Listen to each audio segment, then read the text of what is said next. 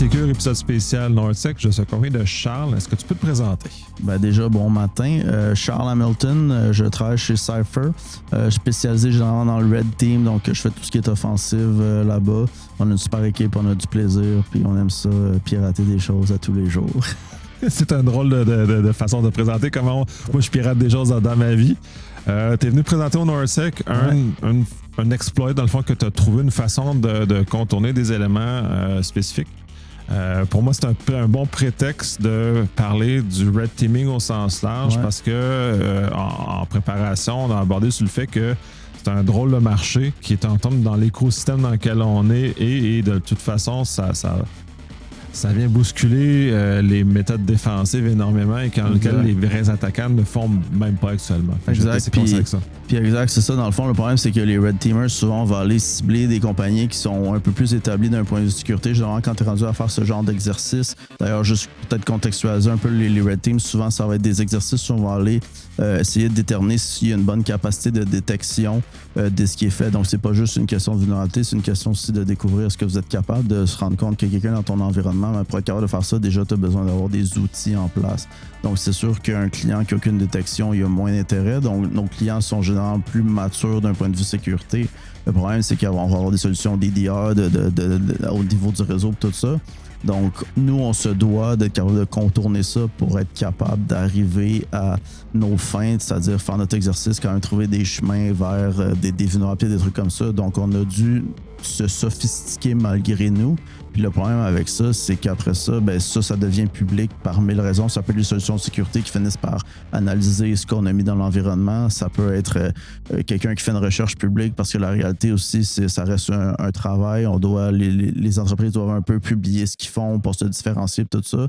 Puis on remarque beaucoup que les attaquants ont commencé à prendre des red teamers et non l'inverse. Si je regarde au début de ma carrière, il y a 10-12 ans, les techniques qu'on trouvait super intéressantes, c'était des attaquants, des samples qui avaient été trouvés dans l'Internet, qu'on disait, regardez, ce groupe malicieux-là, cette nouvelle technique-là, c'est vraiment intéressant. On implémentait ça, mais ça a vraiment shifté complètement parce qu'on n'a pas été opportunistique. Les attaquants, eux, trouvent une vulnérabilité, scannent l'Internet au complet, parfait, on a 100 clients, là, je me suis appelé ça des clients, là, mais on a 100 nouveaux clients, ils vont les compromettre, on va essayer d'aller faire de l'extorsion du mieux qu'on peut, mais après ça, qu'ils soient sécures ou pas sécures, ça les intéresse pas nécessairement. Puis j'ai tendance à penser qu'ils vont aller mettre leur énergie sur ce qui est plus facile parce que ça reste une business où le profit est quand même le but ultime. Là. Donc, pourquoi se compliquer la vie avec un client qui est plus mature en sécurité quand tu as des centaines de clients qui n'ont pas nécessairement le même budget de cyber pour être plus sécure. Donc,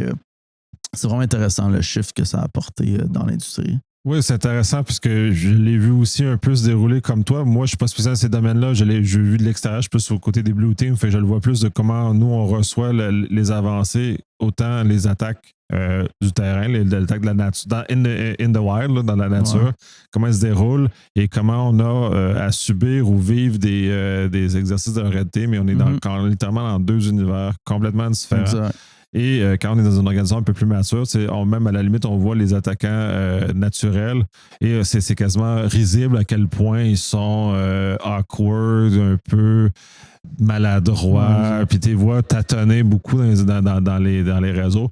Et c'est une façon de le voir très rapidement quand on a un red team qui rentre, on voit tout de suite c'est plus très chirurgical c'est beaucoup plus violent aussi en termes de ça revient à ce qu'on dit, on n'a pas le choix d'être plus mature en termes de pratique versus les attaquants qui sont très opportunistiques. Donc eux, ils rentrent. Tu as un exemple parfait, ça doit faire 10 ans que je dis aux gens quand je donne des formations de red team, des trucs comme ça, de ne pas rouler de PowerShell parce que la plupart des clients moindrement matures vont avoir une règle de détection pour PowerShell. C'est trivial. Et la raison est fort simple. Si on regarde il y a 10 ans, beaucoup des outils qui ont été développés pour le Red Team étaient basés sur PowerShell. Un exemple typique, un des frameworks C2 qui est très utilisé, c'est Cobalt Strike. Quand ça a été écrit, cet outil-là, c'était au sommet de PowerShell. Donc, tout le backbone de l'outil était en PowerShell.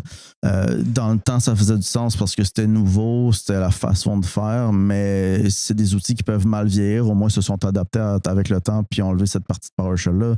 Mais on regarde les rapports publics qu'on voit sur les attaquants modernes, la dernière attaque cool, puis encore là, tu te rends compte que c'est beaucoup de PowerShell. Puis c'est drôle parce que sur Twitter, il y a quelqu'un qui m'avait tagué sur un truc. Je me rappelle plus c'était quel vendor, mais de toute façon, c'est pas important.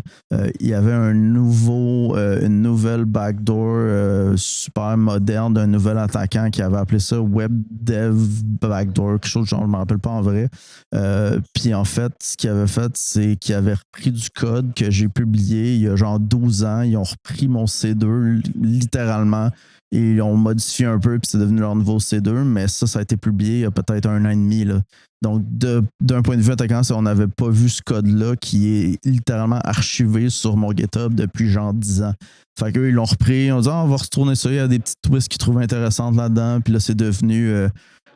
d'un point de vue, un peu comme tu dis, Blue Team, c'est quelque chose qu'on n'avait pas vu dans le Blue Team parce que l'approche que j'ai utilisée pour se développer ce C2-là est un petit peu différent. Mais là, les attaquants se sont appropriés. Donc, c'est toujours intéressant de voir ça un peu. Puis c'est ça que tu disais un peu plus tôt. Les attaquants, ils trouvent des trucs, essayent des trucs. Ils sont comme tout le monde. Là. Ils ont accès à l'Internet.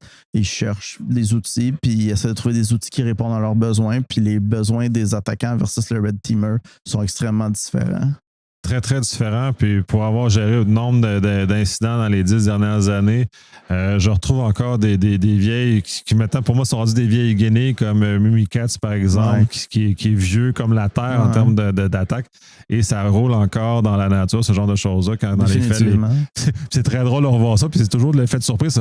Ça existe encore. C'est encore vivant, ce genre de choses-là, quand des éléments comme tu développes professionnellement. C'est efficace comme outil, puis c'est la facilité. Puis on regarde, mettons, combien de fois qu'on entend des histoires d'endroits compromis ou de genre VPN qui n'avaient pas de second facteur d'authentification. Ils ont trouvé des accès en ligne, ils ont essayé, ça fonctionnait.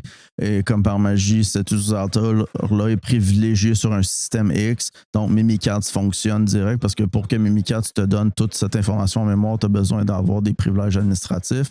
Mais en même temps, tu es rentré avec un VPN, tu as des privilèges élevés parce que ça t'est configuré comme ça. Tu vas chercher tes trucs en mémoire, il n'y a pas DDR.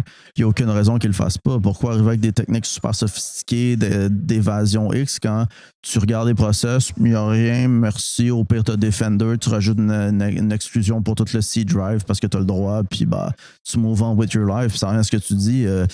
Ça va fonctionner parce que c'est des outils super puissants, puis c'est ça la beauté aussi. Puis je pense qu'il y a un petit problème dans l'industrie, c'est que les gens apprécient pas le tooling Mimikatz d'un point de vue recherche.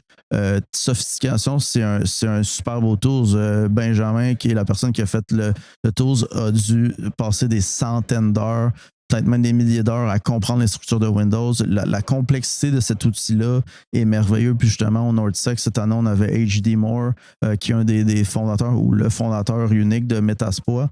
Ce framework-là a permis de rendre l'exploitation de vulnérabilité extrêmement complexe, super accessible. Puis je pense que combien de fois on a entendu ça quand on était jeune, j'ai compromis ce client-là, c'était facile, ils sont mauvais parce qu'ils ont roulé un exploit. Puis ma question, c'est toujours, peux-tu m'expliquer comment cet exploit-là fonctionne? Je pense à un vieux truc, là, ça va prendre à te rappeler, là, MS08-067.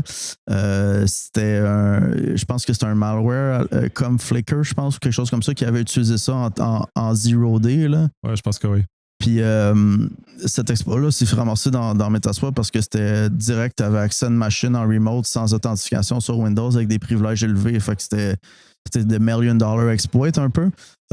Puis tout le monde qui a fait un peu de cyber a roulé cet exploit-là puis a compromis des systèmes avec ça. Mais écrire cet exploit-là, c'est autre chose. Juste si on regarde historiquement en 2008, ce qu'il y avait comme outil, c'était beaucoup plus limité. Cet exploit-là utilise des services RPC de Windows. Déjà, c'était pas super documenté comme aujourd'hui. L'exploit en soi est quand même assez complexe. Là. C'est un buffer overflow à ce niveau-là. Les outils de débugger, tout ça, c'était pas là. C'est un des premiers exploits publics qui avait un rope chain. Là. En gros, rope chain, c'est pour aller modifier les permissions de mémoire parce que tu n'as pas le droit d'écrire. Puis, bref, c'est un concept qui est maintenant très bien connu, mais c'est un des premiers exploits. Puis Metasploit, tu mets une IP, puis tu fais exploit, puis tu obtenais un accès sur le système. Puis je pense que les gens ont un petit peu oublié d'apprécier les outils. Puis ça revient à ce qu'on disait, Mimikatz, c'est un outil fantastique, l'aspect technique. Puis je pense que les gens devraient prendre plus de temps à regarder comment ces outils-là fonctionnent pour être déjà eux des meilleurs Red Teamers, avoir une meilleure compréhension, puis ça fonctionne des deux côtés. Autant sur le Blue Team, là, je fais souvent des exercices qu'on appelle Detection Capability Assessment.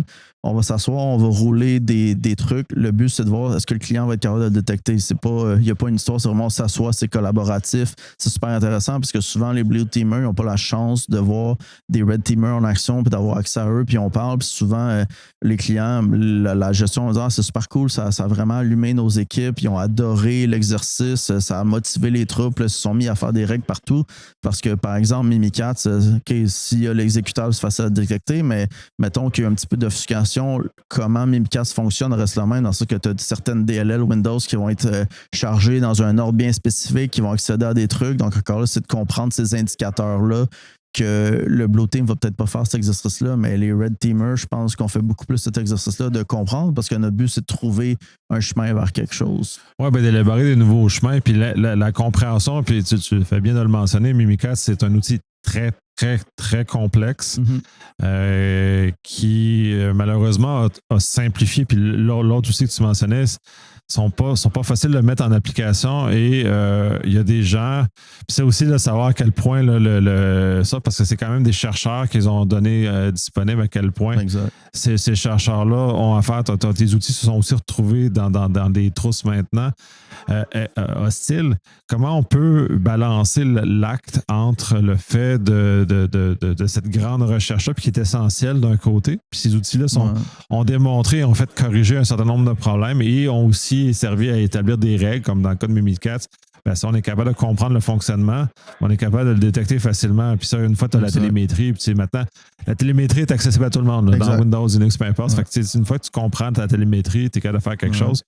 Mais dans quelle mesure, comment on balance l'acte entre le défensif et l'offensif? Ben, déjà, je pense que la question est un petit peu plus compliquée de est-ce qu'on devrait publier ça? Il y a eu plein de débats à travers les années sur ce que les researchers devraient publier ça.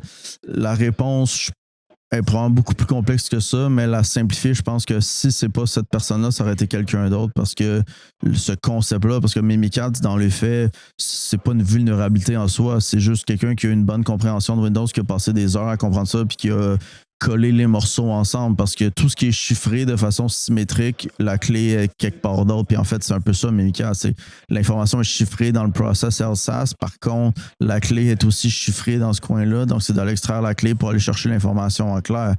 Ce concept-là est là, c'est documenté par Microsoft. C'est drôle parce que dans mon training de Red Team, je parle beaucoup de ça. Je donne l'exemple de plein de vulnérabilités modernes, genre Petit Potam. Peut-être ça va parler à certaines personnes, mais c'est un autre vulnérabilité qui utilise les protocoles RPC de Microsoft. Si tu lis la documentation qui est publique, qui est faite par Microsoft, tout est là. Tu as les structures de données qui sont définies. Ils ont un format qui s'appelle IDL. C'est vraiment la forme des structures. Tout est là. Tu as juste à lire la documentation, tu peux le réimplémenter. Donc, la réponse est là, c'est juste de quelqu'un prenne le temps. Ça peut être quelqu'un qui est du bon côté, dans le sens quelqu'un qui travaille professionnellement en cyber, ou un attaquant qui décide de trouver un nouveau chemin. Dans tous les cas, on va finir par publier ça. Je pense que c'est important l'aspect collaboratif pour revenir à ce que tu disais sur le Blue et le Red.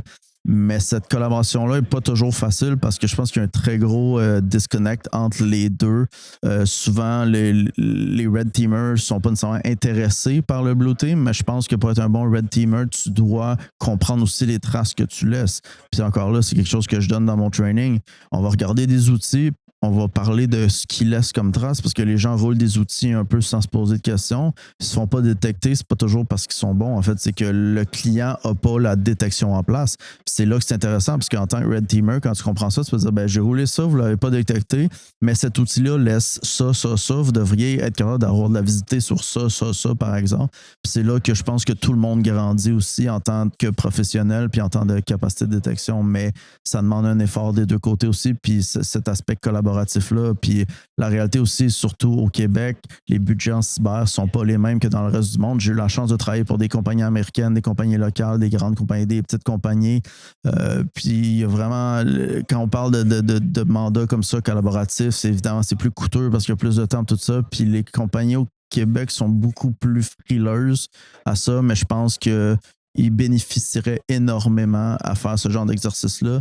Aussi, il y a beaucoup de managed services qui sont en place, donc toute ton intelligence d'entreprise, tu la donnes à une compagnie, que ça devient super opaque pour toi. Je crois vraiment qu'il y a d'avoir des ressources à l'interne qui ont cette information-là que tu peux aussi garder, documenter à l'interne. Ça a énormément de valeur parce que tu changes de produit ou de vendor, toute l'intelligence de détection qu'il y avait part avec ce vendor-là. Puis chaque vendor, on leur force leur faiblesse. Mais imagine si tu étais capable de tout fusionner ça ensemble dans un endroit qui est ton entreprise. Je pense que la détection serait vraiment mieux qu'elle était, mais la réalité, c'est que c'est pas ça qui arrive.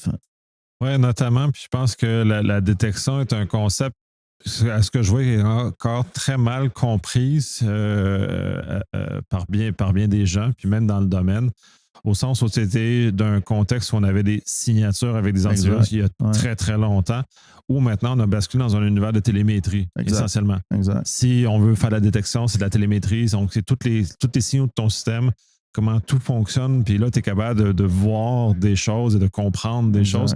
Et donc, le chiffre s'est fait, disons, 10, 15 ans, mais les gens n'ont pas suivi.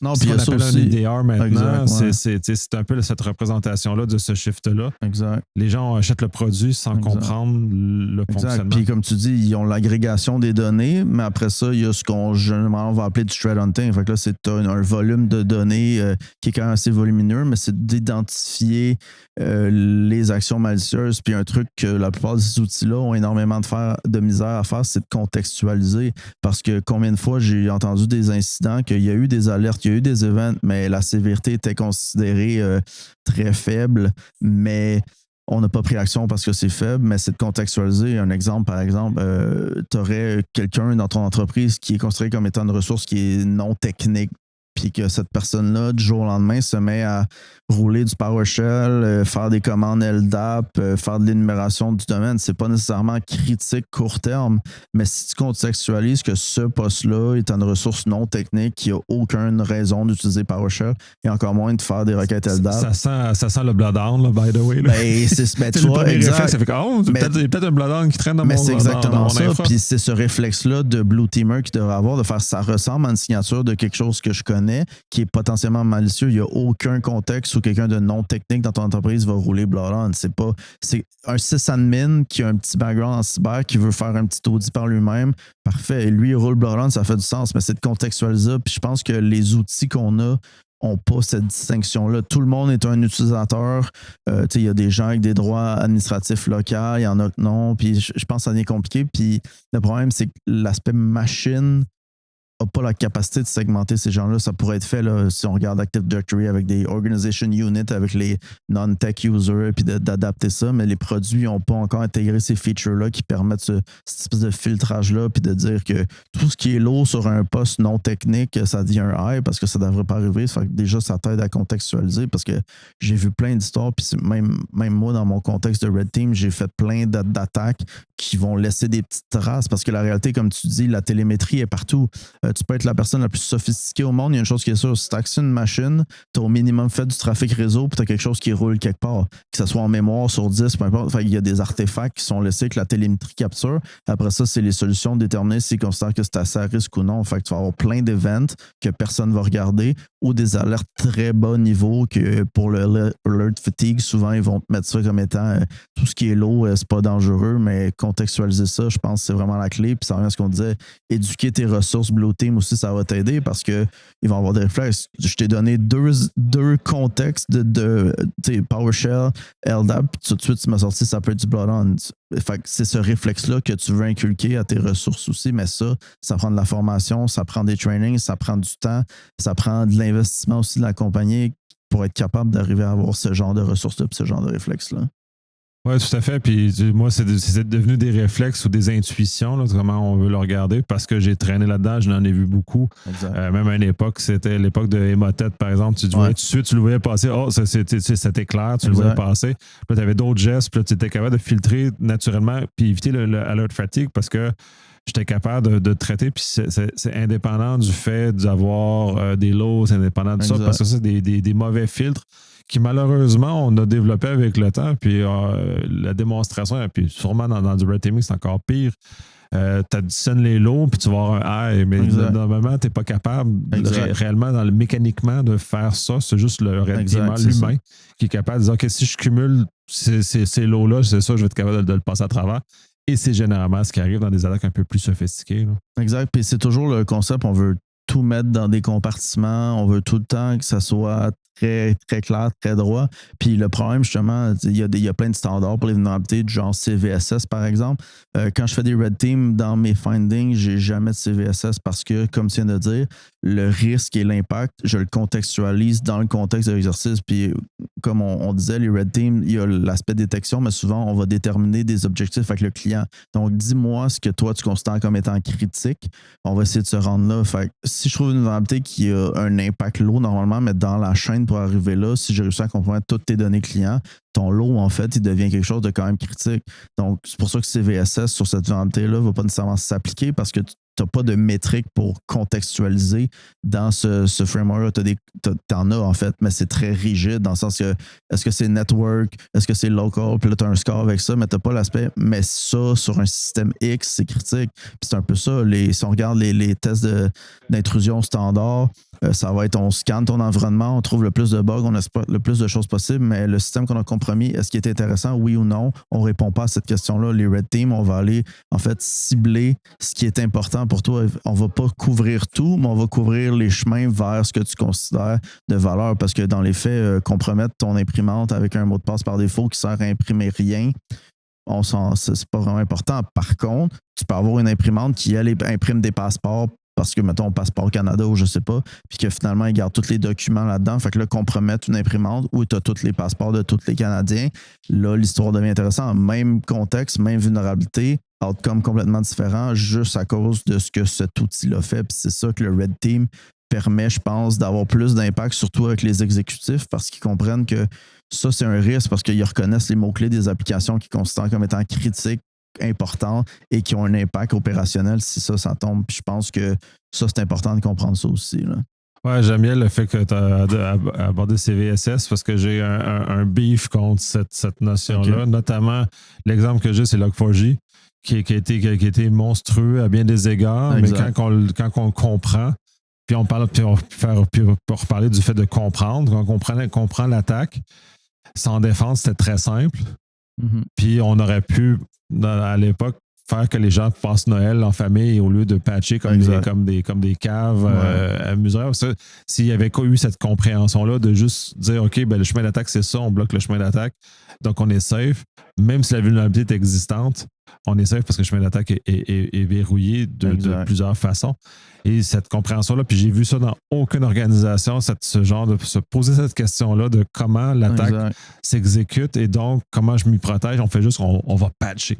Exact. C'est une drôle de réflexion. Puis c'est ça aussi, je trouve qu'on est brisé comme industrie sur ce genre de choses-là. Définitivement. Puis un des problèmes aussi, c'est que je pense que ça devient un petit peu un concours là, maintenant de quelle personne, quel researcher, quelle compagnie va sortir la vulnérabilité vendredi 4 heures qui va briser la vie de plein de personnes en fin de semaine. Puis je pense qu'on a un problème aussi dans l'industrie que ce qu'on peut appeler les cyber-influenceurs, des gens très actifs par exemple sur les plateformes genre LinkedIn, ce genre de trucs-là, vont souvent avoir tendance à présenter des choses qui sont du réchauffé puis qui sont plus très à jour. Je vois souvent passer encore là, la chart de combien de temps ça prend cracker un password.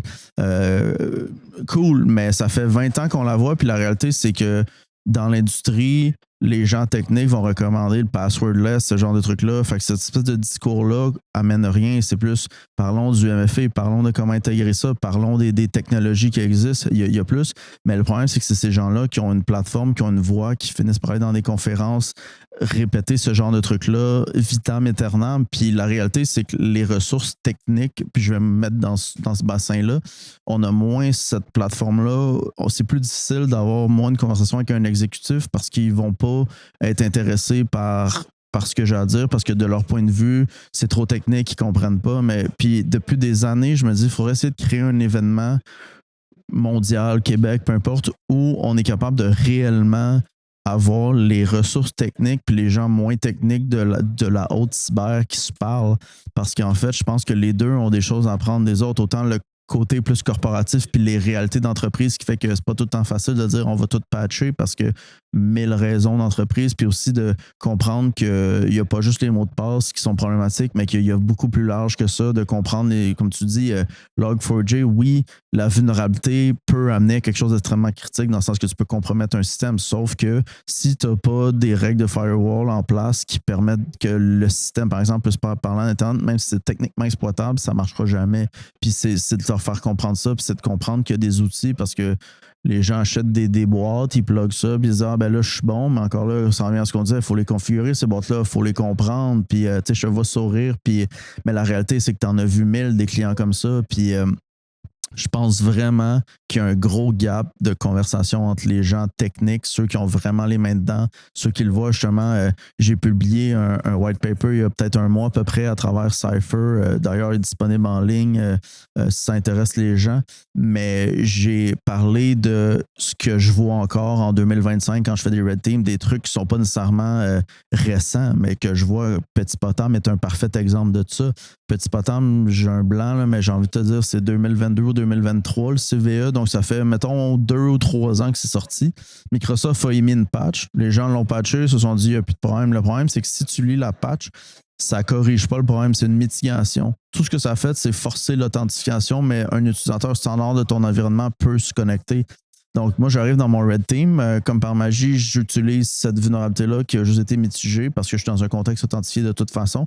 Puis les clients sont un peu confus. Ben ouais, mais j'avais mis la patch, là, ils me sortent le KB. Je fais, ouais, mais avez-vous lu la patch? Puis ça revient à ce que je disais, d'essayer d'éduquer les gens, de comprendre que la cyber, c'est extrêmement complexe. Il y a plein d'environnements. Il y a l'aspect technique, il y a aussi l'aspect de gouvernance. Mais ces gens-là se parlent pas. Puis il y a tout un espèce de compétition un peu, je trouve, entre ces secteurs-là. Puis je pense vraiment que s'unir pour être plus fort est quelque chose qu'il faudrait amener, puis ça revient à ce que tu dis un peu, là. Oui, tout à fait. Puis c'est le cœur de mon travail essentiellement de réussir à communiquer avec les exécutifs. D'être le pont entre les deux. Là. De faire le pont entre les deux. Puis j'ai des cas, puis même encore récemment, malheureusement, où j'ai des gens techniques avec très dogmatiques là, sur la pureté du chose. Puis tu arrives à dire oui, mais non, parce que ce que tu me dis, c'est pur théorique, puis je peux te démontrer que ta théorie s'écrase parce qu'il y a ça qui est en place, ou exact. J'ai pas besoin d'avoir les dernières patchs parce que les systèmes sont configurés de telle façon à ce que on a le temps de patcher à vitesse humaine, pas de pas gâcher la fin de semaine des gens. On est capable de driver comme ça. Puis là, c'est comme une espèce de débat éternel, cette espèce de conflit là, qui est pour moi stérile parce qu'on rate l'objectif d'améliorer la sécurité des compagnies. On est en train de se battre entre nous pour arriver à qui a la meilleure solution ou la meilleure approche. Oui, puis aussi, c'est de comprendre la validité d'un bug. C'est super intéressant. J'ai pas le nom en tête, là, mais il y a un système de scoring qui est capable d'évaluer les risques qu'un CVE soit exploité. Puis c'est vraiment intéressant parce que tu vas avoir des CVSS avec des 9.8, genre le monde est en feu, mais tu te rends compte que finalement, ben, il n'y a pas d'exploit parce que ça peut amener à quelque chose de critique, mais il y a plein de raisons technologiques ou techniques qui fait que l'exploit est très difficile, instable. Bref, l'exploit n'arrivera pas. Puis justement, j'en parle dans mon Red Team Training. Si vous trouvez un CVE, vous voyez quelque chose sur un système vulnérable, allez demander à ce système-là qui va vous dire c'est quoi déjà les chances qu'un exploit existe. Ça va vous aider parce que si c'est 0.1%, j'irai pas trop perdre mon temps là. Je dis pas que ça va jamais arriver. Il y a peut-être quelqu'un d'extrêmement motivé qui va arriver, mais c'est aussi de quantifier ça. Puis ça revient toujours à ce qu'on dit, c'est de contextualiser ça. Parfait, il y a un gros truc qui vient de sortir vendredi 4h. C'est quoi les chances réelles que demain matin, ça soit exploité? Déjà, si la réponse c'est déjà, ça a été vu dans l'Internet que c'est déjà exploité, il y a des acteurs malicieux, peut-être je prioriserais. Par contre, si c'est quelque chose de théorique pour le moment ou qu'on a des mesures en place à l'interne, puis ça revient à ce que tu dis, c'est aussi de connaître son environnement, de dire, ben nous, ces serveurs-là qui pourraient être potentiellement vulnérables sont derrière un pare-feu ou un truc genre dans une DMZ, je sais pas, puis il y a un minimum de contrôle en place. ben rendu là, tu es capable d'accepter le risque pour la fin de semaine puis de redonner un petit peu de temps à tes employés pour vivre une fin de semaine plus plaisante. Mais il y a beaucoup de ce sentiment-là. Tout doit être urgent, tout doit être critique, mais c'est très moderne là, de notre société. Là. Tout doit être rapide, tout est critique, tout est... Le feu est tout le temps pris partout pour l'éteindre au plus vite. Puis là, j'ai flippé un peu sur ton travail de Red Team, puis là, on parle notamment de CVE, mais qui sont difficiles à exploiter ou instables. Dans un contexte de Red Team, parce que là, on est dans un autre paradigme, c'est pas un attaquant classique qui va monter une attaque et faire ça. Comment ces CVE-là se mettent en œuvre? Comment vous devez en découvrir aussi, notamment des CVE à travers différents travaux. Comment ça se matérialise dans ton quotidien? Ben, la réalité, c'est que souvent, les Red Team, à cause de l'aspect, en début d'exercice, on ne veut pas être détecté. On va aller faire beaucoup d'énumération de ce qui est là, puis on se rend compte qu'il y a énormément de mauvaises configurations qui sont faites, qui amènent plein de vulnérabilités. Puis ce qui est le fun, c'est que souvent, le client ne réalise même pas que c'est là parce qu'ils ont mis une solution à un moment X, qui a changé des permissions dans leur Active Directory ou qui a ouvert un truc. Puis je ne sais pas combien de fois j'ai dit à un client, ben, on a exploité ça, il dit pourquoi c'est là, puis il n'y a personne qui comprend. Puis c'est ça qui est intéressant, puis je pense que c'est là qu'on a une valeur aussi. On est là pour trouver ces trucs-là parce que les attaquants, c'est ça leur travail aussi, les Red Teamers. On est là pour trouver les vulnérabilités puis vous les reporter avant que quelqu'un d'autre réussisse à rentrer dans votre environnement. Donc, la réalité, c'est que souvent, on n'a pas besoin de se rendre dans de l'exploitation. Il y a des clients qui sont intéressants à ça. Ça va être des clients très récurrents que ça fait 5, 6, 7, 8 ans qui font ça puis qui vont te mettre des objectifs plus spécifiques parce qu'ils veulent vraiment aller voir quelque chose. Puis c'est là que littéralement, tu vas te mettre à aller télécharger un logiciel qu'ils ont déployé dans leur environnement, commencer à faire du reverse engineering, des trucs comme ça. Puis, dans Red Team, il y a un mot-clé qui est team, puis c'est de travailler en équipe aussi. Là, souvent, tu entends l'histoire de ah ouais, faites un Red Team, puis c'est une personne dans une business qui le fait tout seul. C'est quand même très fréquent, mais d'avoir des gens qui sont capables de faire du web, du reverse, des gars de réseau, j'en parle souvent. Tu veux te monter un lab de Red Team, c'est simple. Installe-toi Microsoft, fais-toi un DC. Commence à jouer avec toutes les features qu'il installe. Il y a eu quelques années la grosse saga aussi de tout ce qui est Active Directory Certificate Service, où tu peux utiliser des certificats pour t'authentifier. SpectreOps a publié un paper incroyable là-dessus avec plein de trucs. C'était super bien documenté, mais c'était juste des mauvaises configurations qu'ils ont mis à jour. Mais la réalité, c'est que ça, c'était là depuis Day One. C'est juste que quelqu'un qui s'est mis à prendre le temps d'aller regarder là puis de se rendre compte qu'il y a des patterns qu'on trouve souvent, mais la plupart des Red Teamers exploitaient jamais ça avant que SpectreOps s'en parle. Puis c'est ça un peu, c'est qu'il y a plein de blind spots parce qu'on peut pas tout connaître. Puis ça serait se mentir de penser qu'en tant qu'humain, tu vas le savoir infus de tout ça. Donc, c'est important de comprendre tes limites aussi. Puis je pense que les clients doivent comprendre parce que des fois, tu vas entendre, on a fait faire un Red Team par XY compagnie, l'autre d'après, ils ont trouvé d'autres choses. Mais on est tous limités par notre propre connaissance. Puis je pense que c'est vrai que c'est important d'aller goûter un peu à tout puis de se rendre compte qu'il y a des skill sets un peu différents partout. Il n'y a pas de mauvais Red Teamers. Il y a juste des Red Teamers qui ont une expertise qui va répondre plus à tes besoins que d'autres. Puis je pense que le client aussi doit comprendre ça. Mais le problème, c'est que ça reste une business. Fait que souvent, tu vas avoir des business qui vont sur papier avoir des CV incroyables, mais dans les faits, après ça, il y a plein de problèmes d'industrie. Ouais, puis il y a des problèmes d'ego aussi de certaines personnes qui prétendent plus que ce qu'ils sont vraiment aussi. Ça, puis ça, c'est la transparence, c'est très important. Puis ça, tu le mentionnes bien parce que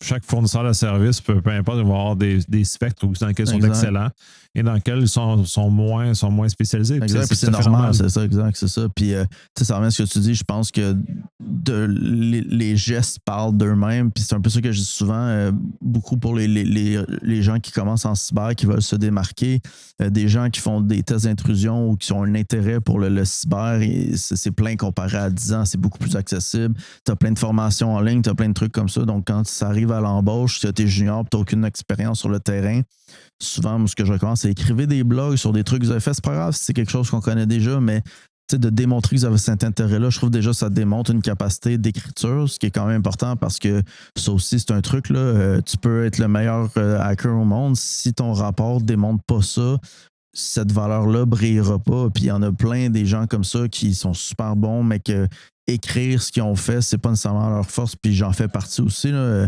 Je suis dyslexique depuis que je suis né. Les lettres, c'est pas ma force, mais j'essaie, je me suis outillé, puis faire un parallèle moderne un peu. Je trouve que dans mon cas, l'AI est bon pour ça. Je suis pas du genre à demander à l'AI de me vomir un texte au complet, parce que ça, c'est la plague sur LinkedIn, là, des posts avec des opinions vides que ça paraît, qu'on a dit écris-moi un article sur XYZ. Moi, je veux plutôt écrire mon article et demander à l'AI, puis là, je te vois plier en deux parce qu'on en voit trop souvent. Ah, ben maintenant, c'est trop souvent, c'est une plaie. Ça l'a multiplié le volume de texte vide. Exact. Puis là, ça n'apporte rien d'un point de vue industrie. Puis incidemment, LinkedIn a perdu sa valeur au sens de diffusion de contenu où on pouvait, quand même quelques années, trouver des choses intéressantes, puis suivre des choses. Là, il faut filtrer la quantité de choses. Il y a à peu près juste ça. Puis c'est ça qui est plate, c'est que ça aide pas l'industrie, puis la valeur du contenu est diluée parce que là, c'est juste rendu un AI qui a remâché le même advice, ce qu'on disait tantôt, là, parler de politique de mots de passe en 2025. Puis me faire un post AI, même si c'est avec du beau français, du bel anglais d'AI, le message reste le même. C'est pas là qu'on est dans l'industrie, on est plus loin que ça. On doit parler de d'autres choses réelles, mais les gens qui ont des opinions, je pense, qui peuvent faire bouger les choses, sont étouffés par les cyber-influencers. Ouais, ils veulent pas se mettre la façon. Non, parce que c'est un temps vide, puis t'as pas de retour qui est conséquent. Puis les mots de passe, puis celle-là, elle me fait rire parce que c'est un vieux débat auquel j'avais eu à faire face à un moment donné, puis j'avais complètement déchiré un papier de quelqu'un là, dans un contexte professionnel. Puis il m'expliquait les affaires de mots de passe, ça, puis justement, il dit ouais, ça prend genre X secondes quand c'est un mot de passe de telle longueur. Il dit ouais, mais t'as-tu monté ton scénario d'attaque pour que tu puisses savoir le hash? Ouais. Parce que le hash, là, il n'arrive pas de l'espace ton hash, là, faut que tu l'aies volé avant. Fait que si tu n'as aucun scénario plausible de voler le hash de mot de passe. Tu arrives avec quelque chose à travailler avec. Là.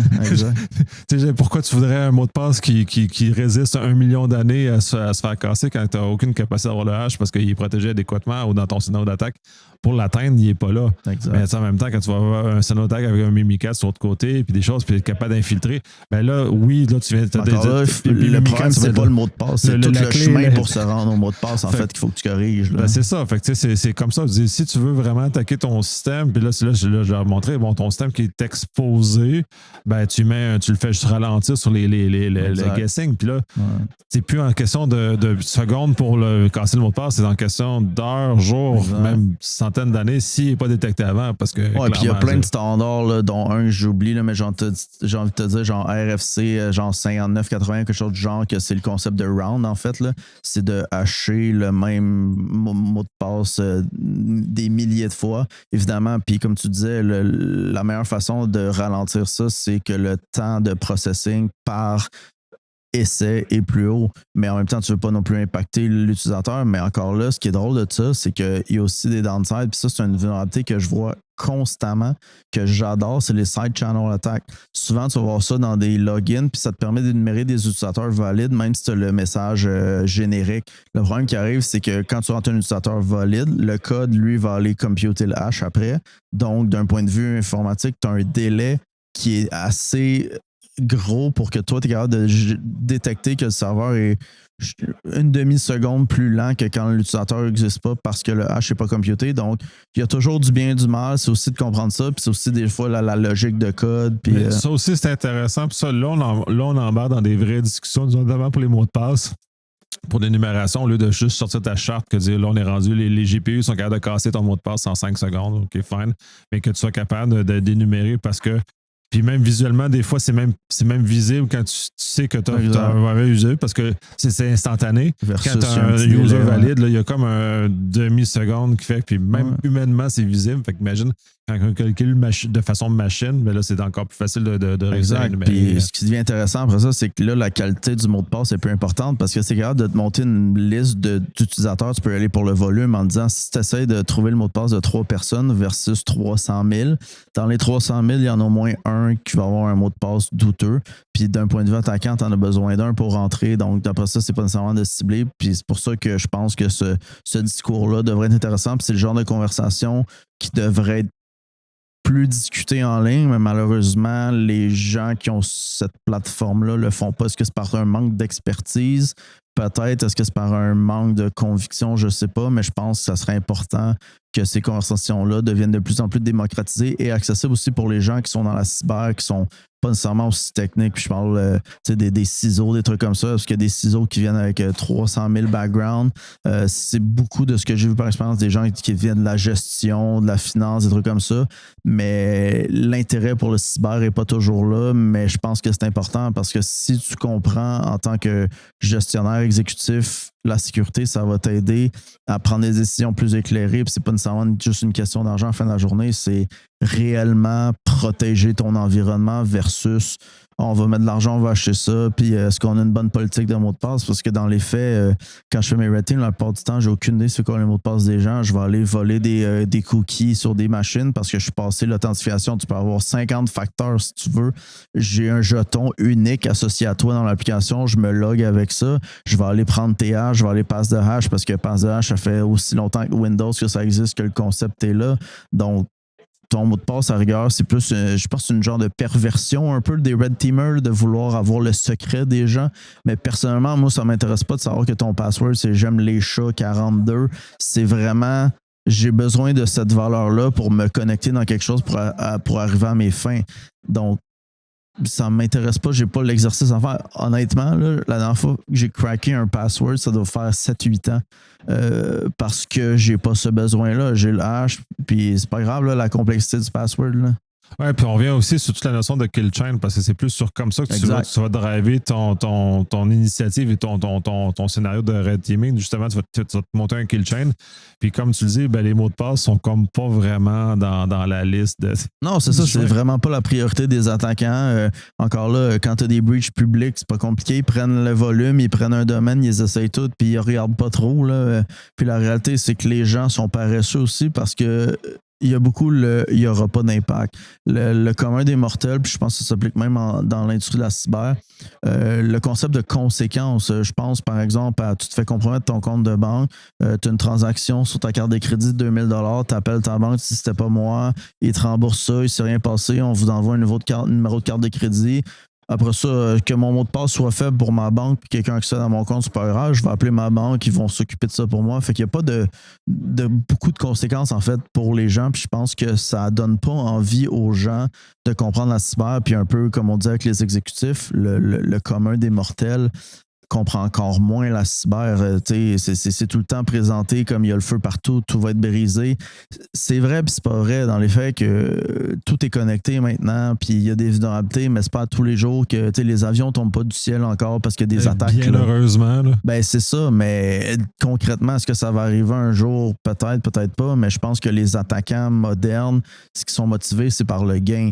Tuer des gens dans un avion, par exemple, ça va juste probablement faire que les autorités vont commencer à courir après parce que là, il y a de la mortalité, mais si tu regardes les ransomware, c'est un écosystème qui est complexe. Tu as des solutions de sécurité qui sont là pour te dire qu'ils vont t'aider. Tu as les assureurs, fait qu'il y a des gens qui paient, et l'argent bouge. Puis c'est ça, en fait. Fait que dans les faits, c'est une industrie qui bénéficie autant les biens que les mauvais parce que tu peux offrir des services contre ça, tout ça. Donc, c'est là, puis ça existe parce que ça fait rouler une industrie, en fait, mais il n'y a pas d'impact sur les vies.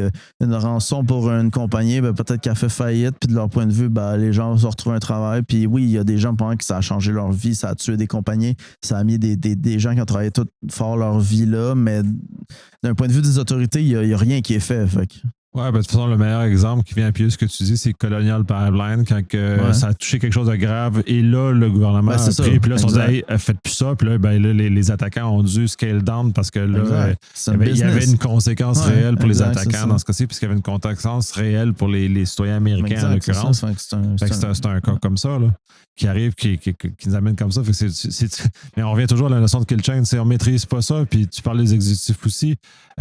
Mon cœur de métier, c'est essentiellement ça, c'est d'accompagner les exécutifs. Puis je pars souvent dans un contexte où généralement j'arrive quand genre, le feu est pris dans la maison. Exact, c'est ça. Puis là, ils sont en panique. Puis là, puis ils se font en plus amplifier un message négatif par du monde en cyber parce que là, c'est ça fait du monde.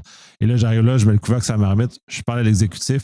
Puis là, j'amène l'exécutif à comprendre son risque, à comprendre sa posture. Puis ça, il faut que je le fasse ça généralement en 24-48 heures parce que le feu est pris dans la maison.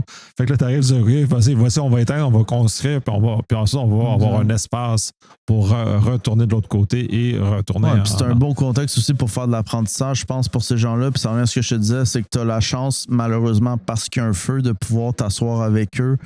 Puis de dire, regarde, on va essayer d'éduquer un peu. Puis souvent, je pense sûr que ces exécutifs-là ressortent grandis de tout ça parce qu'ils ont eu la chance de s'asseoir avec quelqu'un comme toi qui est capable d'amener une vision technique. Parce que la cyber, c'est rendu un parapluie très large. Il y a des gens très techniques, des gens très loin d'être techniques, puis on a besoin de tous ces gens-là, mais il faut qu'ils se parlent, puis je pense que c'est ça revient à ce que je te disais, il faut qu'on trouve une façon en tant qu'industrie de mélanger tous ces gens-là pour que chacun apprenne des autres, puis je pense qu'on va être plus fort, parce que si on regarde là, justement les ransomware, il y en a des centaines par mois de nouvelles compagnies qui se font compromettre, fait clairement, les processus, les frameworks, les outils qu'on a, ça ne fonctionne pas d'un point de vue prévention, mais étrangement, il y a des gens qui crient fort dans les gens plus techniques, il y a des solutions air quote plus simples, mais ça ne se rend pas de l'autre côté parce que c'est un echo chamber avec les gens techniques, les exécutifs sont dans leur propre echo chamber de tout va bien, c'est pas grave, on a des assureurs, puis ils ont plus l'aspect corpo. Fait que tout le monde c'est echo chamber, mais personne se parle, puis je pense que ça serait vraiment important que ça arrive plus.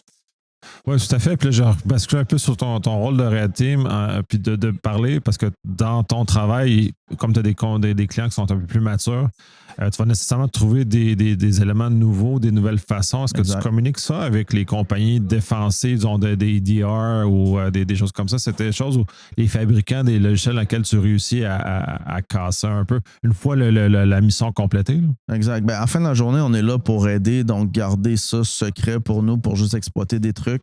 Ça n'a pas vraiment de valeur de mon point de vue. C'est sûr, si j'étais un attaquant criminel, l'histoire serait différente parce qu'évidemment, ça devient un secret d'entreprise que tu peux utiliser à bon escient.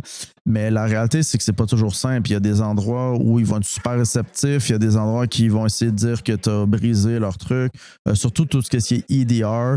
Peu importe ce qu'ils véhiculent en ligne par expérience, quand tu leur amènes des mauvaises nouvelles, si je peux dire ça comme ça, vont souvent répondre par de la légalité, des trucs comme ça. Puis je trouve pas que c'est pertinent parce que ça aide pas. Puis encore là, c'est une opinion personnelle ici, là, mais j'ai un peu de misère à comprendre qu'il y a certains EDR en fait qui glorifient puis valorisent les groupes d'acteurs, sans nommer de nom. Dans certaines conférences où j'ai déjà été, tu as des statuts, ils donnent des noms aux attaquants, ils leur donnent un look, puis c'est tout le temps un look un peu très cool, là, des affaires avec des guns, des gros muscles, ils leur donnent des noms catchy, mais je pense vraiment que plus que tu les glorifies, plus que tu leur donnes la visite puis du mérite. Puis en fait, on devrait leur donner un numéro. Toi, t'es un, toi, t'es deux. Puis c'est un peu comme ça. Là, moins je te donne d'exposure, moins t'es populaire, mais on a tendance à utiliser ça comme un outil de marketing. Maintenant, on a ce nouveau groupe-là, le Thunder Pants, puis là, ils te font un logo avec... Puis même dans les vulnérabilités aussi, là, c'est un truc moderne là, de nommer les vulnérabilités. Ben, dans les faits, le CVE, ça le fait. C'était ça le but du CVE. Pas besoin de rajouter un nom par-dessus, mais encore là, c'est une industrie, c'est marketing. Autant de la défense que de l'attaque. Tout le monde essaie de tirer son épingle du jeu, mais encore là, ça dilue le vrai message de... la vulnérabilité, est-ce qu'elle est critique ou non? Est-ce que moi, en tant qu'entreprise, je devrais prendre action? C'est pas un logo ou un nom qui va t'aider à répondre à cette question-là. C'est d'avoir des experts à l'interne qui sont capables de réviser ça, d'évaluer la patch. Puis des fois, tu as aussi comment les bulletins de sécurité sont faits. Ils sont très nébuleux, des fois, pour 1000 raisons. Des fois, c'est juste parce qu'il n'y a pas beaucoup d'informations. Généralement, quand tu n'as pas beaucoup d'informations, bonne chance qu'il n'y ait pas d'exploit pour ça encore. Mais quand c'est très verbeux, au moins, tu es capable de demander à tes équipes techniques, être capable de regarder ça, puis d'arriver avec une évaluation de c'est quoi notre risque réel. Mais encore là, ça prend des ressources, du temps, de l'argent d'un point de vue entreprise. Puis des fois, ben, les gens ne sont pas intéressés à faire ça. Ouais, ils veulent pas. C'est un peu ma grande tristesse. Les gens ne sont pas intéressés à comprendre comment les choses fonctionnent. Non. Puis il me semble qu'on est dans un domaine où c'est encore d'autant plus important Définitivement. d'avoir cette connaissance-là, parce que si on ne l'a pas, on est aveugle. Puis finalement, on est un peu dans le vide. On a fait un grand tour. Ouais. Est-ce qu'il y a d'autres choses que tu aimerais qu'on aborde qu'on n'a pas abordé? Écoute, on pourrait être ici pendant 10 ans probablement, mais je pense que, un peu comme j'ai dit, je trouve que l'état de la cyber est étrange. Il y a beaucoup de haine. Je pense qu'on est dans une ère où les gens sont beaucoup dans la haine. On devrait s'unir au lieu, si quelqu'un a publié quelque chose, au lieu de systématiquement les démolir. Justement, c'est drôle parce que avant le NordSec, j'ai fait un tweet par rapport à mon talk, puis je disais, j'ai fait exprès de volontairement dire que c'est une novel technique, là, puis c'est un keyword qui attaque beaucoup de gens de dire que c'est nouveau. Je crois sincèrement que ce que j'ai présenté est une technique qui n'avait jamais été utilisée, du moins dans ce contexte-là. Puis tout de suite, un compte un peu clairement géré par quelqu'un qui a fait ça, il disait que c'était de la merde, mon affaire, que c'était du copy-paste d'un autre tool qui existait. La technique n'est même pas publique encore, fait que j'ai rien fait encore, puis on m'accuse déjà. Tu sais, c'est ça la cyber maintenant, c'est les gens sont au mérite, puis la réalité, c'est que je fais des présentations, des trainings pour essayer d'éduquer puis donner à la relève. Moi, quand j'ai commencé en cyber il y a 15 ans, on n'avait pas cette accessibilité-là. J'aurais aimé ça, pouvoir aller m'asseoir dans ces trainings-là, avoir accès à ce genre d'informations-là, parce que ma courbe d'apprentissage aurait été encore plus rapide. Fait que j'essaie de redonner un peu, puis je pense que le monde est juste fâché après tout, puis on prend un peu trop tout ça à cœur pour une raison que j'ai beaucoup de misère à comprendre, dans le sens que la cyber, c'est un travail. Il y en a beaucoup qui vont référer à ça une passion, mais je pense pas que tu peux être passionné de cyber. Tu peux avoir un intérêt très grand, comme si on fait le parallèle avec moi, je suis pas très bon à l'école, j'ai eu de la misère quand j'étais jeune à cause de la dyslexie et tout ça. Moi, mon rêve dans la vie, c'est de faire de la recherche en chimie organique, des trucs comme ça. Le problème, c'est que tu as besoin d'un doctorat, mais avec mon bagage de langue et d'écriture qui était problématique dans ces années-là, c'était inatteignable pour moi de faire un doctorat.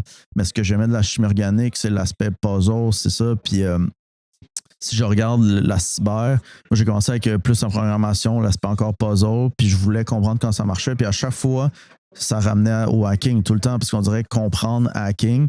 Puis c'est naturellement arrivé. C'est pas l'aspect criminel out là du hacking qui m'intéresse. Moi, c'est l'aspect puzzle. J'ai une mission, j'ai un puzzle à solver, puis c'est ça que j'aime. Fait que naturellement, j'ai été là. Puis c'est ça aussi, là, les gens, c'est de trouver leur voie puis de s'aider. Puis à la fin de la journée, si tu as publié quelque chose qui a été publié il y a 10 ans puis que tu ne le savais pas, c'est pas grave en fait. Que quelqu'un te corrige, c'est correct, mais il y a encore tout le temps l'aspect de faut créditer tout le monde pour tout et rien, mais en même temps, je trouve que c'est compliqué, puis encore là, on dilue le message. On essaie de rendre ça plus sécure, on essaie de publier des techniques qui vont aider les autres. Puis, j'ai formé plein de gens à travers les années qui travaillent pour des compagnies qu'on considère comme étant des compétiteurs. Puis, tant mieux s'ils sont meilleurs que nous grâce à ça. À la fin de la journée, je me dis si j'ai aidé quelqu'un, puis j'ai rencontré plein de monde dans ma carrière à travers des initiatives comme par exemple le Ring Zero, qui est un CTF en ligne qui est d'ailleurs né du Hackfest dans le temps. Combien de fois on se faisait dire est-ce que les challenges vont être en ligne après l'événement? Puis, j'ai dit tu sais quoi, je vais le prendre le temps, puis je vais le faire une fin de semaine. J'ai monté cette plateforme-là avec des vieux serveurs qui m'ont été donnés. J'ai mis ça chez moi. Je payais l'électricité à tous les mois, les noms de domaine. Je me disais, on va être 5-6 amis. Puis là, tu vois, aujourd'hui, il y a presque 50 ou 60 000 membres là-dessus. Il y a plein de gens qui ont commencé là. J'ai rencontré plein de gens. Je me disais, grâce à ce site web-là, c'est comme ça que je suis en cyber au Québec. Ils ont rencontré des gens. Il y a la communauté qui vient avec. Il y a plein d'événements qui amènent des communautés. Mais on dirait que tout le monde est tout le temps en train de détester tout le monde. Je fais comme... On a tous un intérêt commun, c'est la cyber. Pourquoi on ne fait pas juste aller dans cette voie-là? Je pense que ça serait beaucoup plus constructif au lieu de dire un tel, il y a de la jalousie, il y a un paquet de trucs là-dedans, mais ça devient lourd, puis ça devient décourageant. Tu sais, j'ai eu mon lot d'expériences de gens qui avaient plein de choses à dire sur moi. Puis en vrai, des fois, j'ai fait de la réflexion. Je me suis dit, qu'est-ce que j'ai fait de si mal que ça, à part j'ai donné 6 ans de ma vie au Hackfest. J'ai fait des challenges pendant 6 ans au Hackfest. J'ai donné des centaines d'heures. J'ai donné 6 ans au NordSec de mon temps. J'ai monté le Ring Zero, qui est une plateforme en ligne, dans mon propre serveur chez moi. J'avais ça chez moi. Je payais pour hoster ça. Je mettais des challenges là. On est rendu à presque 4 400 challenges, je pense qu'il y en a à peu près 300 que j'ai fait à travers les années. Je donne des formations, j'ai donné des workshops payants, gratuits, je donne des talks à chaque année dans les événements qui sont intéressants à m'avoir. J'ai toujours essayé de partager ce que j'avais. Puis je me dis, je pense pas être quelqu'un qui a gardé ça pour moi ou qui a fait quoi que ce soit. Après ça, si les gens aiment pas mon look ou ce que je dégage, c'est une chose, mais en même temps. T'as des tatous, c'est ça. Puis j'aime le vêtement, mais à rigueur, t'as le droit de détester ce que j'ai fait techniquement, mais pas la personne que je suis. On se connaît pas. Puis je trouve que ça, il y en a beaucoup. Tout le monde a tout le temps des opinions sur tout le monde, mais à la fin de la journée, tu fais un podcast, tu donnes la visibilité. Je t'avouerai que je sais pas le reach que tu as avec ce podcast-là, mais peut-être que cette conversation-là va donner le goût à une personne de se lancer en cyber. J'espère que ça va être inspirant et ça va amener cette lumière-là ou cette certitude-là qu'on peut contribuer. Ça, puis le podcast est dans le même esprit que toi, c'est de donner à la communauté, c'est dans le partage, parce que c'est dans le partage qu'on grandit. Puis moi, quand je partage, ça m'enlève rien. Mais non, exact. Puis ça fait juste donner des choses aux autres, puis les autres m'en donnent, puis tout le monde est gagnant dans un contexte. Mais il y en a qui vont être un peu jaloux puis pas aimer la visibilité que tu as, parce que j'imagine que ce podcast-là a une certaine visibilité. Ça fait quand même des années, il y a des gens qui l'écoutent. Puis après ça, ils disent Nicolas, lui avec son podcast, il est connu, puis c'est un ci, c'est un ça, parce que. Mais en même temps, les gens connaissent pas ton histoire. Puis on en parlait justement hors micro quand on était dans le Hackfest il y a 15 ans, presque 20 ans dans ton cas, ça nous rajeunit pas, puis il oublie tout le chemin que tu as fait, les heures qu'on a mis, puis le temps qu'on est arrivé là. Je me suis pas levé hier en faisant, moi je suis rendu un expert en cyber. Là. J'ai dédié ma vie à ça depuis que j'ai 15 ans. Je dis toujours que le piratage, c'est un lifestyle dans le sens où tu es constamment en apprentissage. C'est un mindset de toujours être... vouloir boire, absorber de la nouvelle information parce que c'est comme ça que tu évolues, sinon tu vas stagner puis tu ne seras pas nécessairement un professionnel à jour dans ça, mais tout ça, je pense que c'est vraiment important, puis je trouve qu'il y a vraiment beaucoup de haine puis de façon mondiale, puis j'aimerais ça que les gens soient plus en paix.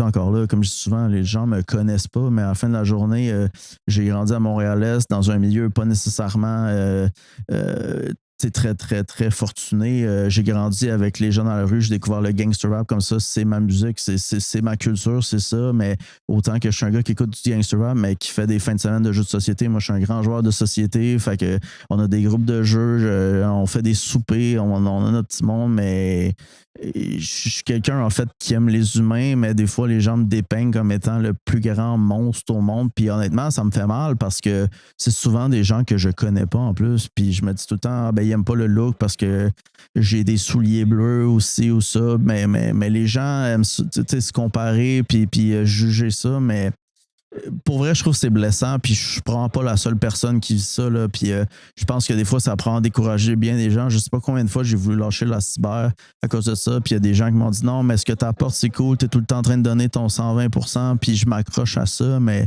tu vas peut-être avoir la foi de trop, puis... Oui, puis je suis d'accord avec ça, puis ça décourage parce que d'un côté, on charge sur le fait qu'il n'y a pas de relève, mais de l'autre côté, justement, des comportements, comme tu mentionnes, ne favorisent pas l'intérêt à ce que les gens viennent. Puis j'espère que ce que tu as mentionné va justement remettre en perspective et justement réduire cette inquiétude-là que les gens peuvent avoir à ça, parce que du moment qu'on contribue, il y a toujours des risques à ça, mais dans l'absolu, ça l'amène toujours quelque chose de mieux. Sur ça, on va clore là. C'est une énorme conversation. J'ai beaucoup ri parce que tu as fait beaucoup d'allusions à des choses qui me touchent, puis que j'ai des opinions que je verbalise pas nécessairement, mais en tout cas, bref, que tu auras des fois, d'être transparent sur nos valeurs, je pense que ça peut payer, puis de rester authentique. Puis pour faire le parallèle, je pense qu'une chose, la personne que je suis, ce que je dégage, c'est moi, dans le sens que c'est ma culture, c'est où j'ai grandi. Ce que je présente, j'ai pris le temps de l'apprendre. Puis c'est pour ça que souvent j'essaie d'aller là, puis on ne pourra jamais m'enlever ça, que je reste la personne que je suis, que t'aimes ou que t'aimes pas. Je prétends pas être quelqu'un d'autre. Le Charles avec qui tu parles en ce moment, c'est le Charles que je suis, autant chez moi, dans l'intimité, avec ma copine ou peu importe.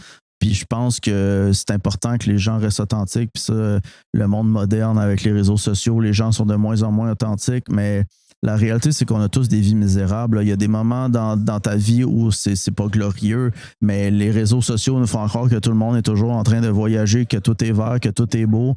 Mais la réalité, c'est qu'il y a des journées où ça va pas. Toi aussi, il y a des journées où ça va pas. Tout le monde, il y a des journées où tu te dis ça va pas bien aujourd'hui, puis c'est correct, puis tu as le droit, tu sais, ou qu'il y a des passes où c'est plus difficile, où il y a quelque chose que tu essaies de faire que ça marche pas. Combien de fois j'ai passé du temps à débugger mon propre code, puis finalement, ben, c'était juste parce que j'ai fait une connerie, parce que t'es rendu tunnel vision, ça fait 20 heures que tu es sur le même problème, puis c'est correct de demander de l'aide aussi, autant sur la santé mentale que dans le code. Là, c'est pas un trophée, c'est pas une compétition. À la fin de la journée, tu fais partie d'une industrie plus large. On est là pour s'entraider, on est là pour qu'on grandisse tous. Puis je pense que de partager, c'est important aussi, mais comme tu dis un peu, il faut que les gens aussi soient capables de respecter l'expérience que tu as, puis de comprendre que peut-être cette personne-là en a vu plus que toi, puis son opinion a peut-être quelque chose qui peut t'amener à l'ailleurs. Souvent, puis je fais un dernier parallèle, il y a beaucoup de techniques qui sont publiées, qui sont super avancées d'un point de vue technique, c'est super intéressant, mais d'un point de vue pratique, c'est pas toujours utile parce que la technique amène une signature par elle-même due à la complexité du code. Puis je suis quelqu'un qui prône énormément la simplicité dans tout ce qui est malware development, keep it simple. Plus c'est petit, plus c'est simple, moins tu as de chances de détection parce que tu as moins de patterns qui vont être utilisés. Donc encore là, l'aspect recherche un peu académique avec des techniques incroyables, c'est cool, mais après ça, est-ce que c'est utile? Puis ce que je présente dans mes talks, dans mes trainings, c'est des choses que j'ai développées parce que j'avais un besoin. Puis souvent, les gens me disent « Ah, c'est cool, j'ai utilisé, ça marchait vraiment bien. » Je dis « Ben, je sais, moi aussi, je l'utilise, puis ça marche vraiment bien. » Puis je pense aussi qu'il y a cette distinction-là à faire qui est bien importante, là. Excellent. Je te remercie énormément. C'est une énorme conversation. Je pense qu'on va devoir la reprendre parce qu'on a juste effleuré la surface. Quand tu veux, on s'appelle et on déjeune. On déjeune, on prend une bière. Excellent. Mais merci énormément. Merci. Puis de toute façon, tu as une formation, un workshop, je pense, qui va dans quelques instants, dans pas très long. Puis je pense que les gens vont encore bénéficier. Puis dernier clin d'œil, j'ai des collègues d'une firme française qui ont suivi ta formation. Ah, ben oui, il était super charmant. Ils venaient de Toulouse, là. Oui. Ils sont venus fly in and out. Encore là, j'espère qu'ils ont apprécié leur première expérience au Québec. C'est tout le temps fascinant de voir à quel point, justement, tu finis par avoir de l'impact sur des gens que tu sais pas qui existent en espérant qu'ils ont apprécié. Puis, je pense que oui. Bien sûr, bref, c'est ça. C'est intéressant de voir, justement, pour reboucler sur ton partage, ben, c'est un bel exemple de cet élément-là. On est ouvert vers le monde. Puis je pense que tout le monde en sort un gagnant. En groupe, on est plus fort, clairement. Oui, merci. Merci à toi.